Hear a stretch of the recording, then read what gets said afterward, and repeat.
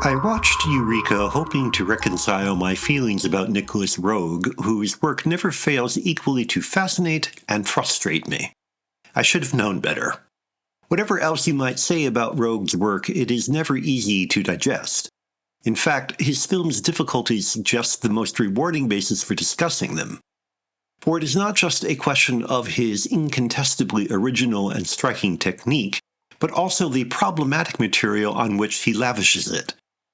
In the Roeg films which I've seen, the issue always becomes how much of my bemusement results from the demands of tough material, and how much from the kaleidoscopic way in which it is treated.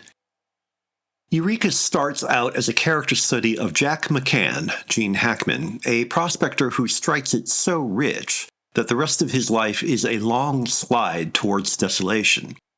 Jack's only concern in middle age is the future of his daughter Tracy, Teresa Russell, who has married Claude, Rutger Hauer, of whom he disapproves. As this domestic drama percolates, Jack's business partner, Ed Lauder, is involved with a corrupt lawyer, Mickey Rourke, and his hood client, Joe Pesci, who, for unclear reasons, is determined to buy Jack's island home.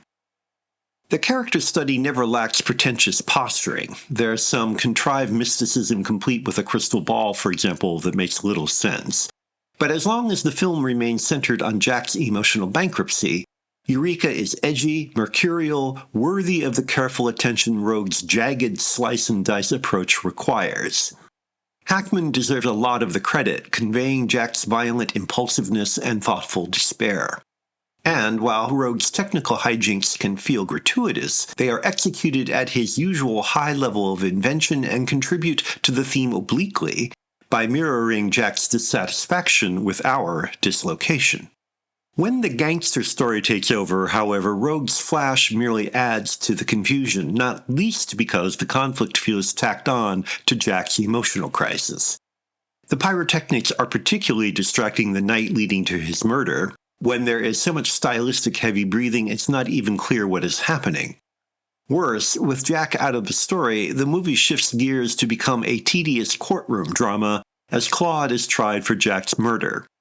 Just when the action demands all the technique Roeg's visual imagination can provide, he resorts to talking heads.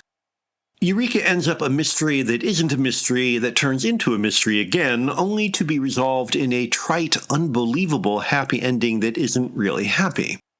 The film pulls simultaneously in multiple directions only to stand still, sputtering and sparkling with Roeg's signature visual brilliance, uncertain of its destination. There is much that is good, surprising, and affecting. Mickey Rourke deserves mention for the way he makes his lawyer's cool exterior the slickest form of sleaze, but I feel no closer to coming to terms with Roeg's work, and find it hard to imagine anyone spontaneously liking Eureka.